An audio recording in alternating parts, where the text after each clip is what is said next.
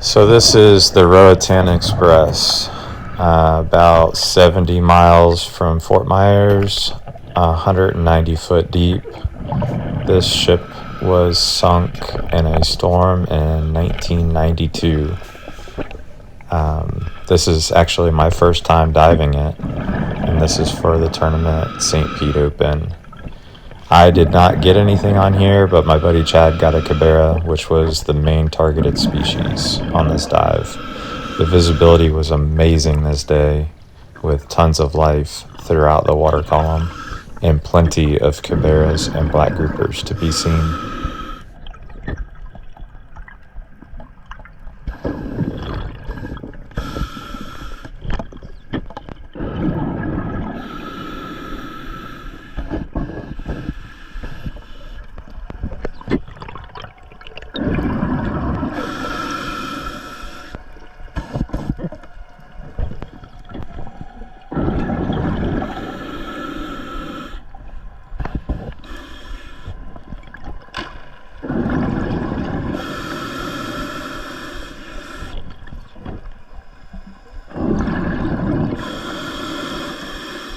So I had my eye on a couple of the black groupers off to the sides of the boat, but then I spotted this cabera here and tried to get a shot on him.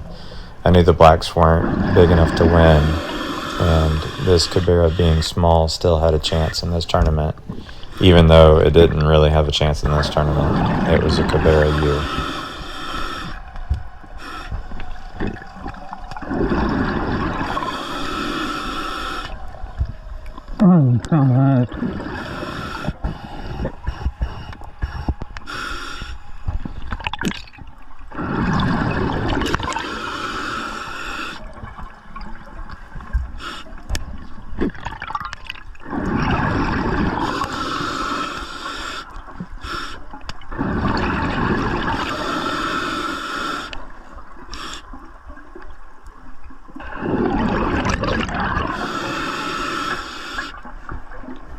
So I think it's pretty hard to tell what the fish species are in the video, but I know I've seen roughly 10 to 12 caberas on this dive in various places of the wreck. Some were out in the sand, some were way up in the water column. The biggest one was on the way down, which you couldn't really see it, or I couldn't anyway in the video. And it stayed high mid-water and left from the left side of the boat and just stayed high the whole time. It didn't go down to the sand or anything like that.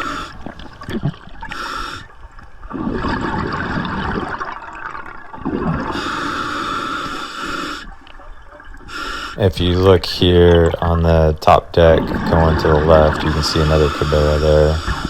You can see it got my attention a little bit, but it was too far out of range. Swimming by a couple smaller black groupers on this deck as well.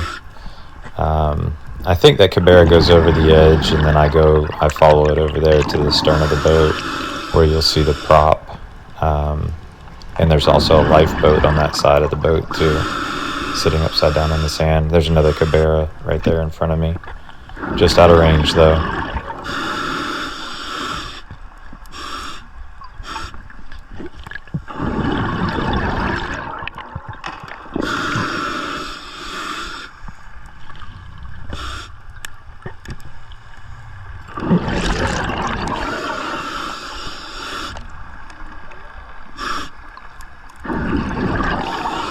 Now, from past stories from several people, I know that have dove this underneath the stern by the prop is one of the better spots to look for blacks and caberas.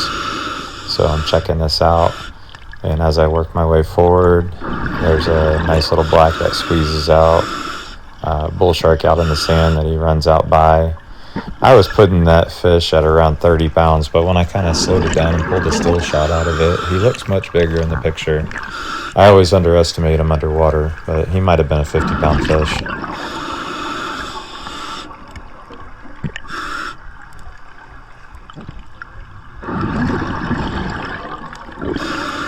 You can see another black scooting across the deck, and as I come around, you can see Chad working on the smaller cabera that he got. I think it was like around 35-ish pounds. He had a scooter on the dive, and he said that was about the only way that he was able to catch up with that thing. They were just so skittish, which I guess this place gets dove enough to where they know what divers are, and they're always running around. I almost had a shot on that first one as I went down. I mean, I was so close to pulling the trigger, and I think if I had a scooter, it probably would have helped out my chances on a couple of them. But as of now, I'm gonna work my way and go towards the front of the boat, next to the wheelhouse. I'm almost on a sightseeing mission at this point because I've never dove this wreck and I've always heard about it. I'm still looking for a Cabera, but other than that, my expectations are pretty much gone for getting one.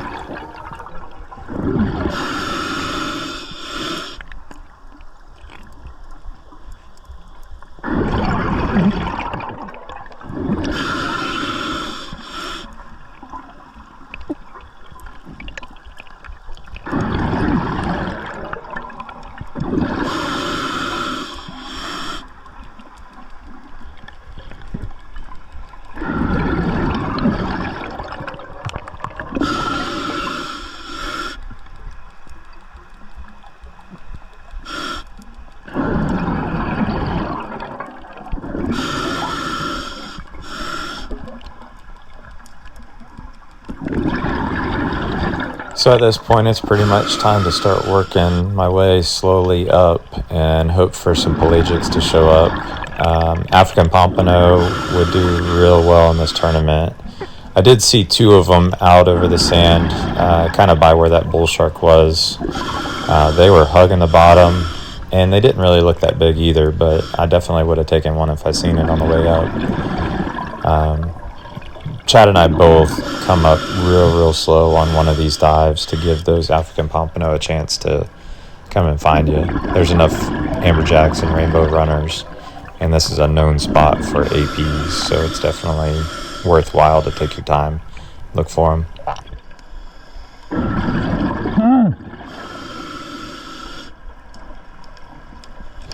I was just yelling at Chad, getting his attention to let him know that Jewfish was trying to, or looking like he wanted to eat that Cabera that he had. Man, that would have been a horrible situation. He was using his big tuna gun, and it has steel cable for its shooting line, and he had the cable wrapped in his tank, as you'll see here in a second. So it's not breaking, and I'm not cutting it with a knife. If that Jewfish would have ate it, he would have been back down into the wreck. If he wasn't cut, he would have been stuck into the wreck for sure. And we are well into deco at this point, so it would not have been a fun situation to be in.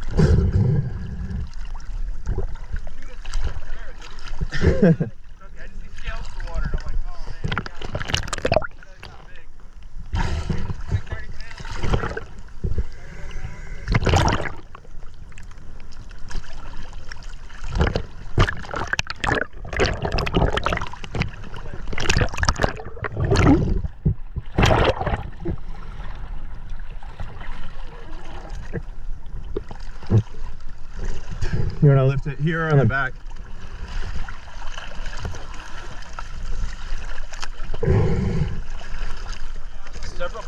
but nothing big. There's several caberas too. See any big ones though? I see one good one on the way down. Really? Camaro? Yeah. How far up in the water? On the deck. Way above the deck. He was above the tower when I see him. I saw like 5 of them on the bottom. Huh? Yeah, this is real good. A lot of sharks.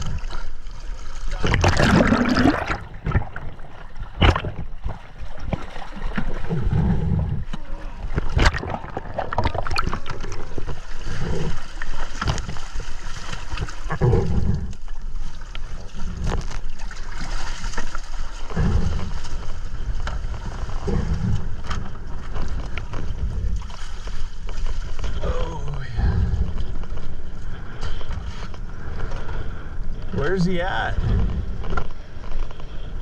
You guys are lame. I wanted to see him. There's a couple scales. Here, let me help you.